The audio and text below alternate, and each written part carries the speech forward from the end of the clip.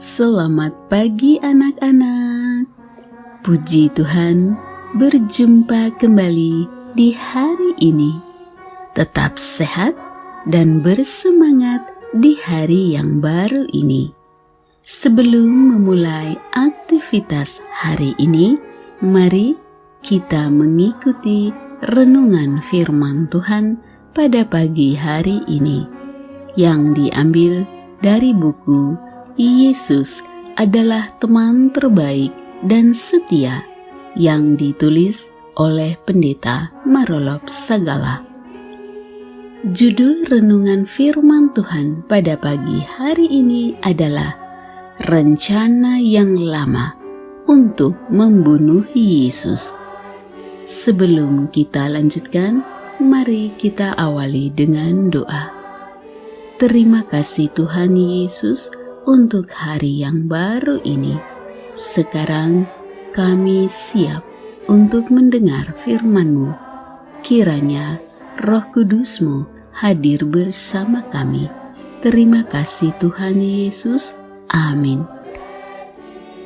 Ayat renungan firman Tuhan pada pagi hari ini diambil dari kitab Matius pasal 26 ayat yang keempat.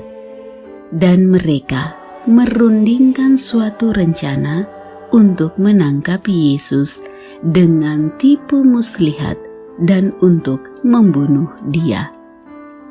Anak-anak, merundingkan kejahatan adalah kekejian yang besar, dan orang yang merencanakan untuk berbuat jahat, maka kemungkinan bertobat itu sulit.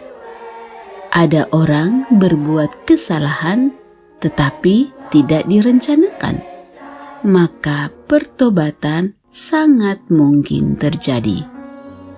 Para pemimpin Yahudi telah lama merencanakan untuk menangkap dan membunuh Yesus. Mereka berunding bukan lagi pada minggu-minggu terakhir menjelang perayaan Paskah waktu Yesus disalibkan. Pertama kali, perundingan serius tentang Yesus telah terjadi 2 tahun sebelumnya, ketika Yesus pada hari Sabat melakukan mujizat penyembuhan di kolam Betesda kepada seorang yang sudah 38 tahun sakit. Mereka sudah merencanakan untuk menganiaya Yesus. Ketika itu, orang-orang Yahudi berusaha menganiaya Yesus karena Ia melakukan hal-hal itu pada hari Sabat. Yohanes 5 ayat 16.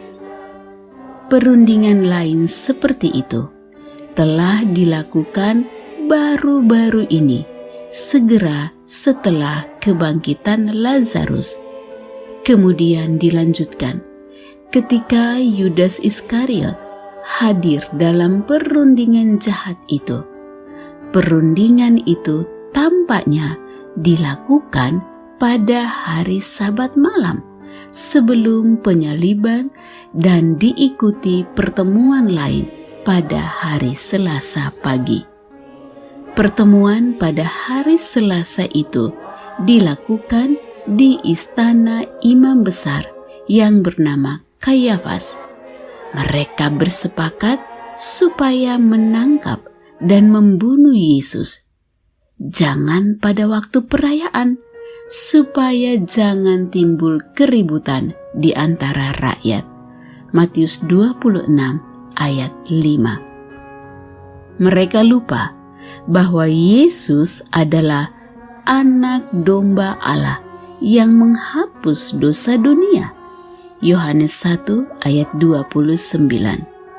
Dialah anak domba itu yang harus dikorbankan sebagai korban Paskah yang mereka akan rayakan.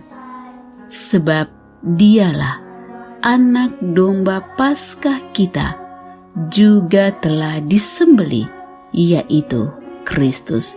1 Korintus 5 ayat 7. Yesus juga mengetahui semua rencana jahat itu. Berkali-kali Yesus sudah sampaikan itu kepada murid-muridnya. Ketika Yesus akan pergi ke Yerusalem, Ia memanggil ke-12 muridnya tersendiri dan berkata kepada mereka di tengah jalan, "Sekarang kita pergi ke Yerusalem, dan Anak Manusia akan diserahkan kepada imam-imam kepala dan ahli-ahli Taurat, dan mereka akan menjatuhi Dia hukuman mati." Matius 20 ayat 17-18. Anak-anak, Dia telah mempersiapkan dirinya untuk mati menjadi juru selamat manusia yang berdosa, yang mau bertobat. Apakah rencana yang ada padamu, hai anak-anak? Apakah engkau memiliki rencana untuk menerima Yesus sebagai Tuhanmu dan hidup di dalam Dia? Rencana jahat orang lain kepada Yesus, tetapi kematian Yesus adalah keselamatan buatmu. Demikianlah renungan firman Tuhan pada pagi hari ini.